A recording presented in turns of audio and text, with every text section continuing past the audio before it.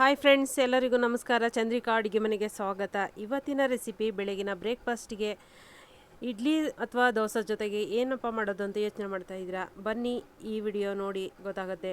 Tomato sambar ಅಥವಾ tomato ಗೊಜ್ಜು ಅಂತಲೇ ಹೇಳ್ಬೋದು. ಇದು ಗ್ರೇವಿ ಥರ ಎಷ್ಟು ಚೆನ್ನಾಗಿರುತ್ತೆ ಅಂತ ಇಡ್ಲಿಗೆ ಕಾಂಬಿನೇಷನ್ ತುಂಬಾ ಚೆನ್ನಾಗಿರುತ್ತೆ. ಬನ್ನಿ ಯಾವ ರೀತಿ ಮಾಡೋದು ಅಂತ ನೋಡ್ಕೊಂಬರೋಣ. ಎರಡು ಈರುಳ್ಳಿನ ಕಟ್ ಮಾಡಿಕೊಂಡು ಒಗ್ಗರಣೆಗೆ ಹಾಕ್ಕೊಳ್ತಾ ಇದ್ದೀನಿ.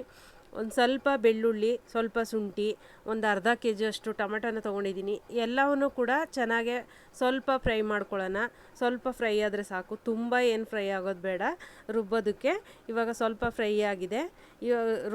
ಟೊಮೆಟೊ ಗೊಜ್ಜು ಹಾಗೇ ಮಾಡಿದ್ರೆ ನಾವು ಅದು ಬಾಯಿ ಸಿಗುತ್ತೆ. ಈ ರೀತಿ ಮಾಡಿಕೊಂಡ್ರೆ ಇಡ್ಲಿಗೆ ಸೂಪರಾಗಿರುತ್ತೆ. ಬಾಣಲಿ ಇಟ್ಟು ಬಾಣಲಿಗೆ ಎಣ್ಣೆ, ಸಾಸಿವೆ ಮತ್ತು ಕರಿಬೇವನ್ನ ಹಾಕಿ, ಇನ್ನೊಂದು ಈರುಳ್ಳಿ ನಾನು ಉದ್ದುದ್ದಾಗಿ ಸ್ಲೈಸಾಗಿ ಕಟ್ ಮಾಡ್ಕೊಂಡಿರೋ ಈರುಳ್ಳಿನ ಹಾಕಿ ಬಾಡಿಸ್ತಾ ಇದ್ದೀನಿ. ಧನಿಯಾ ಪುಡಿ, ಅಚ್ಕಾರದ ಪುಡಿ, ಅರಿಶಿನ ಪುಡಿ ಮತ್ತು ಸ್ವಲ್ಪ ಗರಂ ಮಸಾಲ ಇದನ್ನು ಕೂಡ ಹಾಕಿ ಒಗ್ಗರಣೆಯಲ್ಲೇ ಮಿಕ್ಸ್ ಮಾಡಿಕೊಂಡು ರುಬ್ಬಿರೋ ಅಂಥ ಮಿಶ್ರಣನ ಇದಕ್ಕೆ ಹಾಕಿ 5 ನಿಮಿಷ ಕುದಿಸಿದ್ರೆ ಇಡ್ಲಿ ಸಾಂಬಾರು ರೆಡಿ ಆಗುತ್ತೆ.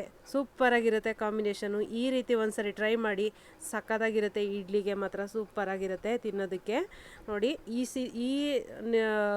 ಇಷ್ಟು ಗಟ್ಟಿ, ನಿಮಗೆ ಎಷ್ಟು ತೆಳು ಬೇಕು ನೋಡ್ಕೊಂಡು ಮಾಡ್ಕೊಳ್ಳಿ. ತುಂಬ ತೆಳುವಾದರೂ ಇಡ್ಲಿಗೆ ಚೆನ್ನಾಗಿರಲ್ಲ. ಇದೊಂದು ಸ್ವಲ್ಪ ಗ್ರೇವಿ ಥರ ಸಕ್ಕತ್ತಾಗಿರುತ್ತೆ. ರುಚಿಗೆ ತಕ್ಕಷ್ಟು ಉಪ್ಪು ಹಾಕಿ ಇವಾಗ ಕುದಿಯೋದಕ್ಕೆ ಬೇಡ. ನೋಡಿ ಇಡ್ಲಿ ಸಾಂಬಾರು ರೆಡಿಯಾಗಿದೆ. ಇವಾಗ ಇಡ್ಲಿನೂ ರೆಡಿಯಾಗಿತ್ತು. ಬೆಳಿಗ್ಗೆನೇ ಇಡ್ಲಿ ಮಾಡಿಬಿಟ್ಟು ಸಾಂಬಾರನ್ನ ರೆಡಿ ಮಾಡಿದ್ದೀನಿ. ತುಂಬ ಎಷ್ಟು ಈಸಿ ಅಲ್ಲ, ರಿಸ್ಕೇ ತೊಗೊಳಂಗಿಲ್ಲ, ಅಷ್ಟು ಬೇಗ ಆಗಿಬಿಡುತ್ತೆ. ನೋಡಿ ಇಷ್ಟ ಆಗಿದರೆ ಹಾಗೆ ಲೈಕ್ ಮಾಡಿ, ಶೇರ್ ಮಾಡಿ, ಹಾಗೆಯೇ ಸಪೋರ್ಟ್ ಮಾಡಿ, ಸಬ್ಸ್ಕ್ರೈಬ್ ಮಾಡಿಕೊಂಡು ವಿಡಿಯೋನ ಪೂರ್ತಿ ನೋಡಿ. Thank you friends, bye.